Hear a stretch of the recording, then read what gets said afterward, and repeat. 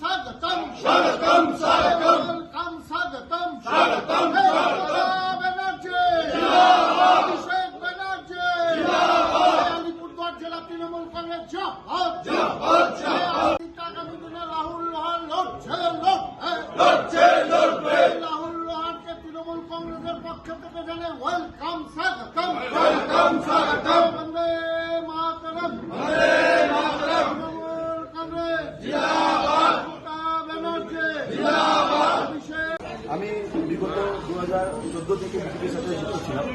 প্রথমে বিজেপির এক কর্মী হিসেবে ছিলাম, তারপরে মন্ডলের আমি যুবর প্রেসিডেন্ট হয়েছি। ইনকাম আমি মন্ডলের জেনারেল সেক্রেটারি হিসেবে, মাদারের জেনারেল সেক্রেটারি হিসেবে ছিলাম এবং লাস্ট 3 বছর ধরে আমি মন্ডল প্রেসিডেন্ট হিসেবে ছিলাম এবং 2024 বাই ইলেকশনে আমি ভারতীয় জনতা পার্টির ক্যান্ডিডেট হয়েছিলাম। কিন্তু এই দল থেকে কারণ অনেক ব্যাপার আছে। আজকে আমরা দেখতে পাচ্ছি যে ভারতীয় জনতা পার্টির যারা নির্বাচিত হয়ে যেসব এমপি বা এমএলএরা আছেন তারা কিন্তু নিজের এলাকায় কাজ করতে পারছেন না। আমরা গ্রাসরুটে কাজ করার ছেলে, আমরা গ্রাসরুটে কাজ করেছি। আমরা দেখছি দিনের পর দিন যে যারা মাদারিহাটে নির্বাচিত হয়ে কোনো এক সময় এমএলএ ছিলেন তারা কিন্তু কোনো কাজ করেনি। কোনো একটা জিপিতে স্পেসিফিক বলতে পারবে উনি যে আমি অমুক জিপিতে অমুক কাজ করছি, বলতে পারবেন না। উনি শুধু দেখাতে পারেন যে একটা কোনো নেপালি হাই স্কুল আছে সেখানে একটা বাউন্ডারি করেছেন, সেটাই দেখান। 8 বছর কি একটা বাউন্ডারি হতে পারে বিধায়কের তহবিল থেকে? আর লাস্ট 2 বছর ধরে যিনি এখন এমপি হয়েছেন আমাদের আলিপুরদুয়ারের এমপি, উনি কিন্তু লাস্ট 2 বছর ধরে মাদারিহাট বিধানসভায় একটা কাজ পর্যন্ত করতে পারেন, একটা লাইট পর্যন্ত লাগাতে পারেন। জবাব সেটা উনি বলতে পারবেন।